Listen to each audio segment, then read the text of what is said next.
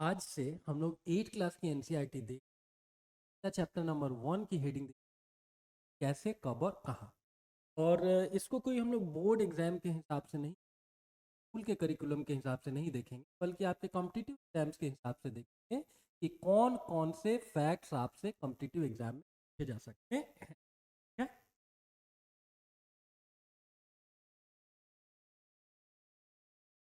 तो इस first chapter में एक छोटा सा चैप्टर है 8-9 पन्ने का।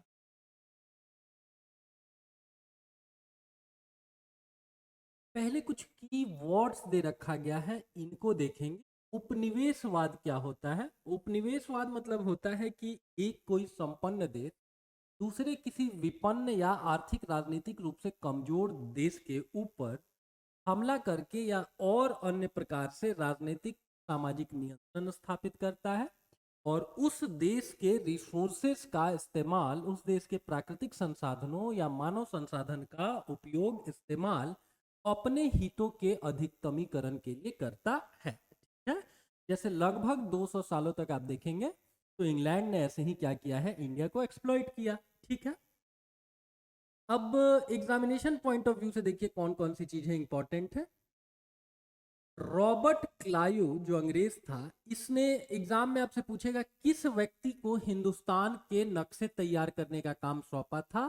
तो रेनेल नाम के व्यक्ति को रॉबर्ट क्लाइव ने क्या बोला था कि आपको हिंदुस्तान का नक्शा तैयार करना है। ये फैक्ट अभी तक किसी कॉम्पिटिटिव एग्जाम में नहीं पूछा गया है and this fact is very important as it is given in CERT.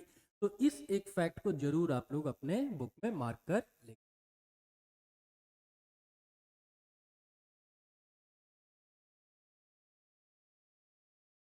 उसके अगले पेज में देखिए तो छोटी छोटी चीजें दी गई हैं। जैसे प्रथम गवर्नर जनरल कौन था? तो वॉरेन हेस्टिंग था। ठीक है? कहानी कुछ ऐसी है ना कि भारत में ईस्ट इंडिया कंपनी जो है सो करती थी और ब्रिटिश क्राउन को इन लोगों ने प्रॉमिस किया हुआ था कि 4 लाख पौंड, ये इंग्लैंड की करेंसी है, 4 लाख पाउंड हम क्या करेंगे ना, एनुअली आपको दे रहे होंगे। लेकिन ईस्ट इंडिया कंपनी की जो वित्तीय स्थिति थी ना, वो वास्तव में बहुत अच्छी नहीं थी। भले वो लोग बैलेंस शीट पे घपला करके दिखाते थे कि ठीक है, भारत से हम लोग बहुत पैसा कमा रहे हैं और आप लोग क्या करिए, आप लोग कहने का मतलब कि जो ब्रिटेन का क्राउन है वो क्या करे कि वो भारत पे रूल करने का, भारत को प्रशासित करने का जो अधिकार है वो एक्सक्लूसिवली किसको दे दे? तो एक्सक्लूसिव तरीके से वो दे दे आपको ईस्ट इंडिया कंपनी को। ठीक है? और बदले में हम आपको क्या देंगे? तो 4 लाख पौंड का रिवेन्यू जनरेट करके सालाना देंगे।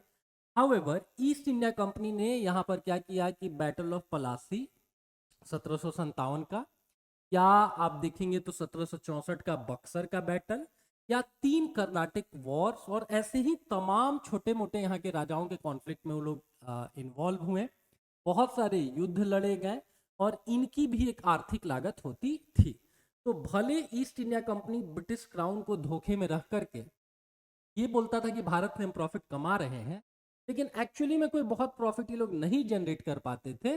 And that's the exact reason कि इन लोगों को जब घाटा हुआ तो इन लोगों ने 10 लाख पौंड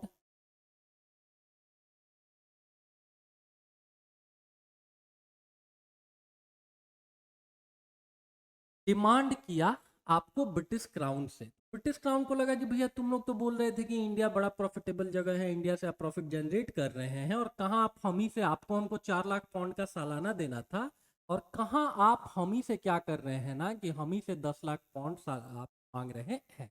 उसको लेकर के 1773 का एक रेगुलेटिंग एक्ट लाया गया और ये ब्रिटिश क्राउन के द्वारा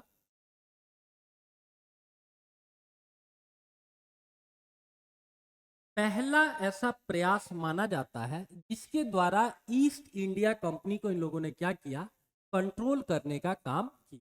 ठीक है? इसी के तहत देखेंगे तो सुप्रीम कोर्ट की भी स्थापना की गई है, जिसके प्रथम जो है चीफ जस्टिस एलिजा एम्पे को बनाया गया है। ये भी आपसे एग्जाम में पूछा जाता है।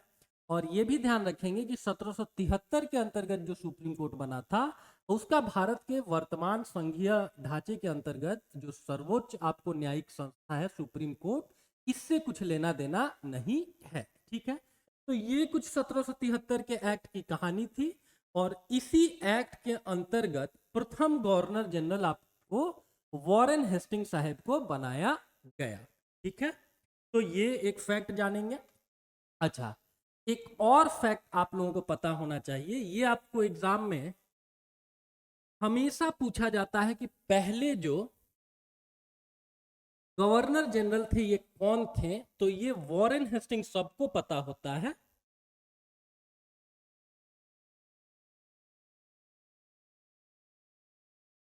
क्या अगर हम आपसे पूछे कि दूसरे गवर्नर जनरल कौन थे, तो ये आप लोगों में से बहुत से लोगों को नहीं पता होगा, तो प्लीज नोट इट डाउन कि दूसरे जो गवर्नर जनरल थे वो मैकफर्सन थे। ठीक है, उनको कार्यकारी बहुत कम कालावधि के लिए बनाया गया था, और उसके बाद तीसरे नंबर पर बनाया जाता है लॉर्ड कार्नवालिस को,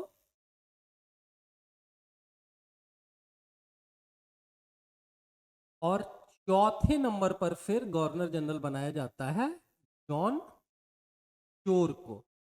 ठीक है, तो इन नामों को भी आप क्या करेंगे ना कि एक बार नोट डाउन कर लेंगे। ठीक है, तो बहरहाल फिर एनसीईआरटी पे लौटते हैं कि इसमें कितनी बातें आपको बताई गई हैं, इसको एक बार देखेंगे। पहले गवर्नर जनरल आपको वॉरेन हेस्टिंग थे। यहाँ पे भी देखिए क्या लिख रखा है, एक लिप्टन चाय के विज्ञापन की बात कही गई है, वो आपके काम की नहीं है, लेकिन ये देखेंगे कि ब्रिटेन की रानी रानी विक्टोरिया के किसी बेटे राजकुमार आर्थर की चर्चा की गई है। अगर आपसे पूछा जाए, हो सकता है कि इस व्यक्ति का नाम पूछ दिया जाए कि इनमें से कौन आपको रानी विक्टोरिया का एक बेटा था, और चूंकि एनसीईआरटी में दे रखा है तो इस व्यक्ति का नाम आपको पता होना चाहिए, आर्थर। और ऑर्थर को ड्यूक ऑफ कनाट की पदवी दी गई थी। ठीक है, ये दोनों फैक्ट अभी तक एग्जाम में नहीं पूछे गए हैं, और आगे आने वाले कॉम्पिटिटिव एग्जाम्स में आपसे ये पूछे जा सकते हैं। इधर कुछ ऐसी चीजें नहीं दी गई हैं, जैसे कैनिंग वगैरह की चर्चा की गई है, लिटन और रिपन की चर्चा की गई है। कैनिंग जो व्यक्ति है ये 1857 के महाविद्रोह के समय था। लीटन को फॉलो करता हुआ रिपन था। लीटन बड़ा दुष्ट आदमी था। रिपन रिलेटिवली अंग्रेजों में से दो तीन अंग्रेजी अच्छे माने जाते हैं, उसमें से एक रिपन है। इसने आपको फैक्ट्री एक्ट भी लेकर के आया है, जिसमें उसने महिलाओं और बच्चों के काम करने के घंटों को नियत किया कि इससे ज्यादा आप महिलाओं और बच्चों से काम नहीं ले सकते हैं। ठीक है, मेटकॉफ वगैरह को भी वैसे ही अच्छे अंग्रेजों में से गिना जाता है। कर्जन वो व्यक्ति है जिसको किस चीज के लिए जाना जाता है, तो बंगाल के विभाजन के लिए जाना जाता है 1905 के। हार्डिंग के टाइम में जो आपको कैपिटल है ना, वो आपको कलकत्ता से दिल्ली शिफ्ट की गई है, और इसी के काफिले पर रास बिहारी बोस के नेतृत्व में क्या किया गया है, आपको बम फेंकने का भी प्रयास किया गया है। और इरविन का नाम आप लोग जानते ही होंगे, गांधी इरविन समझौता। जब 1930 से लेकर के 1934 तक आपको सविनय अवज्ञा आंदोलन इस देश में चल रहा था, तो उस समय कौन वायसरॉय थे, तो इरविन थे। ठीक है, वॉरेन हेस्टिंग का एक फोटो दे रखा है और 1773 ईयर लिख रखा है, तो ये भी जानेंगे कि 1773 का कोई रेगुलेटिंग एक्ट है। और रेगुलेटिंग एक्ट कहने का मतलब ही हुआ कि ब्रिटिश क्राउन क्या करना चाहता है ना, कि भारत में ईस्ट इंडिया कंपनी के राजनीतिक, प्रशासनिक और आर्थिक मामलों को कंट्रोल करना चाहता है। ठीक है? ये जानेंगे कि स्कॉटलैंड के एक व्यक्ति हैं जेम्स मिल, इन्होंने 3 विशाल खंडों में अ हिस्ट्री ऑफ ब्रिटिश इंडिया लिखा है। ठीक है, जैसे अगर मध्यकालीन भारत की चर्चा करें, तो जो अकबर नामा किताब है अबुल फजल के द्वारा, ठीक है, वो भी आपको 3 खंडों में ही लिखा गया है। ठीक है, ठीक वैसे ही यहाँ देखेंगे, इस व्यक्ति का नाम जानेंगे, James Mill, a history of British India. One liner आपसे एग्जाम में पूछ दिया जाएगा, that who wrote a history of British India, so it was written by James. और मिल की क्या राय थी कि ब्रिटिश शासन भारत को सभ्यता की राह पर ले जा सकता है।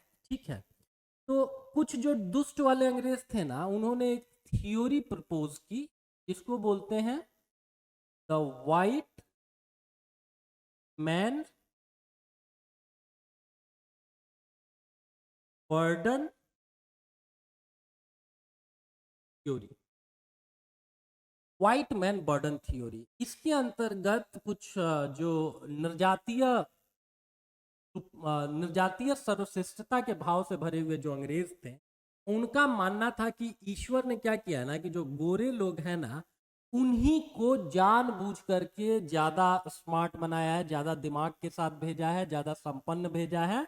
और ये उनकी नैतिक जिम्मेदारी है कि ये बाकी सारे जितने ब्लैक लोग हैं उनको क्या करें, शिक्षित करें। और इसी आइडियोलॉजी को बहुत सारे अंग्रेज क्या करते थे कि प्रमोट करते थे। और एक तरीके से हमारे देश को लूटने के बाद भी वो हमको एहसास दिलाते थे कि हम लोग तुम पर शासन करके क्या कर रहे हैं ना, तुम लोगों पे एहसान कर रहे हैं। तो मिल की भी राय थी कि जो ब्रिटिश शासन है ना, वो भारत को सभ्यता की राह पर ले जा सकता था, एक चीज हुआ। और इसके अंतर्गत मानना यही था कि भारत में अगर ब्रिटिश शासन रहेगा तो वो मॉडर्नाइज करेगा, नई टेक्नोलॉजी इंडिया को मिलेगी और भारत जो है विधि के शासन के द्वारा प्रशासित हो। ठीक है।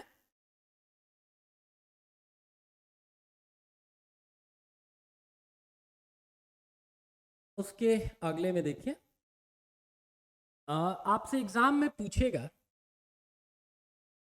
कि भारत की शाही नौसेना के जहाजों में सिपाहियों की बगावत कब हुई है, तो 1946 में हुई है। ये ईयर आपसे पूछ देंगे कि शाही नौसेना विद्रोह किस ईयर हुआ है, तो 1946।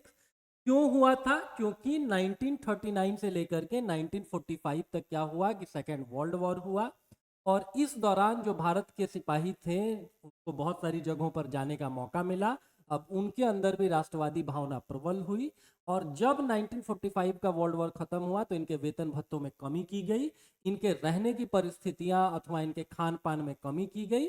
और इन्हीं सारी चीजों से लेकर के वो लोग क्रोधित हुए और फिर उन्होंने एक रिवोल्ट कर दिया। यूपीएससी ने कभी मेंस में ये क्वेश्चन पूछा हुआ है कि 1946 का जो रॉयल नेवी रिवोल्ट था, इसके जो नायक हैं वो अनसंग हीरोज हैं इंडियन हिस्ट्री के। अनसंग हीरोज मतलब ऐसे वीर योद्धा हैं जिनकी वीर गाथा में कुछ कहा नहीं गया, ये हिस्ट्री में एक तरीके से छुप गए। तो आप सोचिए कि ब्रिटिश शासन ही भारत में टिका हुआ था किस चीज के ऊपर, तो इनकी सेना और पुलिस के दम पर ही। अगर सेना ही बोल दे रही है कि नहीं भैया हमको तुम लोगों के साथ नहीं रहना है, हम तुमसे कनेक्टेड नहीं महसूस करते हैं, तो फिर अंग्रेजों को लग गया कि अब भारत से हमारे दिन लद गए हैं। ठीक है। ईयर जानेंगे 1946। ये भी जानेंगे कि इस विद्रोह को शांत करने में ना सरदार वल्लभ भाई Patel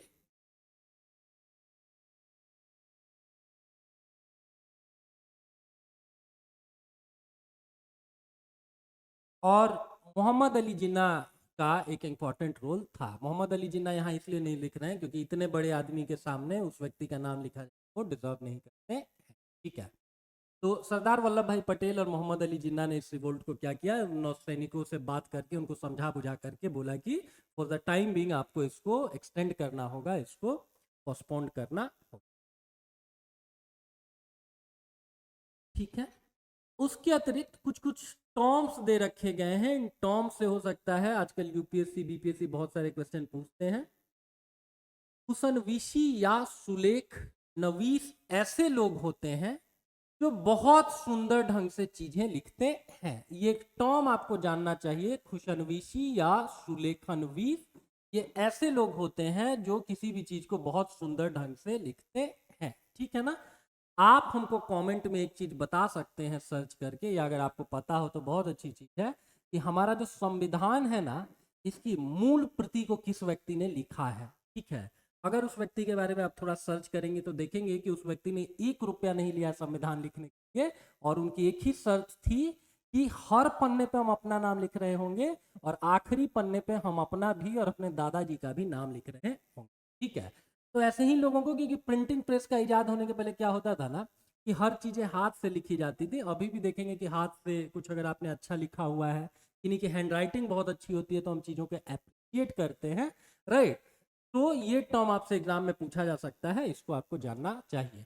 even the great Mahatma Gandhi अपनी आत्मकथा माई एक्सपेरिमेंट विद ट्रुथ में लिखते हैं कि एक चीज का हमको बहुत अफसोस है कि मेरी हैंडराइटिंग खराब थी, और ये कुछ ऐसी चीजें होती हैं, ऐसी आदतें होती हैं जो बचपन में एक बार बन गई तो आप चाह करके भी इनमें सुधार नहीं कर सकते हैं। तो हम आने वाले जनरेशन से एक्सपेक्ट करते हैं कि लिखने का आप एम्पल अभ्यास करिए ताकि आपकी हैंडराइटिंग अच्छी हो। और आजकल के कंप्यूटर लैपटॉप टैब के दौर में देखेंगे कि लोग वगैरह लिखना उन लोगों ने छोड़ दिया है। ठीक है, हाल फिलहाल में देखेंगे कि बिहार के माननीय मुख्यमंत्री साहब ने किसी एक सम्मेलन में बोला भी था कि अगर यही पैटर्न फॉलो होता रहा ना तो 100-200 सालों में क्या होगा ना कि ह्यूमन सिविलाइजेशन बहुत इंडेंजर्ड होगा, क्योंकि लोगों ने हाथ से लिखने की आदत छोड़ रखी है। तो ये एक टर्म है, इस टर्म को आप लोगों को जानना चाहिए। ठीक है? भारतीय राष्ट्रीय अभिलेखागार 1920 के दशक में बनाया गया। जब नई दिल्ली का निर्माण हुआ तो राष्ट्रीय संग्रहालय और राष्ट्रीय अभिलेखागार दोनों ही वायसराय के निवास के नजदीक बनाए गए थे। इससे अंग्रेजों की सोच में इन संस्थाओं का कितना भारी महत्व है इसका पता चलता है। तो अगर एग्जाम में आपसे पूछे कि भारतीय राष्ट्रीय अभिलेखागार कहाँ है, तो आपको ये नई दिल्ली में है।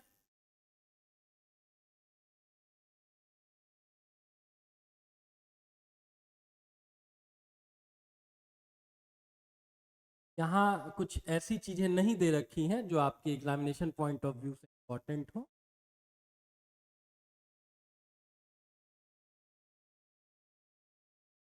तो इतनी ही चीजें थी इस चैप्टर में। यहाँ पे कोई आपके लिए फैक्ट वगैरह नहीं दे रखा है। जैसे 1857 का विद्रोह है तो इसको हम लोग एक अलग चैप्टर में देखेंगे ही, एक बड़ा ये छोटा सा चैप्टर था। बट इसमें भी कुछ चीजें हम लोग, जैसे जेम्स मिल साहब के बारे में हम लोगों ने जाना, दूसरे आपको गवर्नर जनरल के बारे में जाना। और आप हमको कमेंट में जरूर बताइए कि भारत का जो इतिहास, भारत का जो संविधान है उसकी मूल प्रति किस व्यक्ति के द्वारा लिखी गई है। ठीक है, तो मिलते हैं फिर इसी के दूसरे चैप्टर।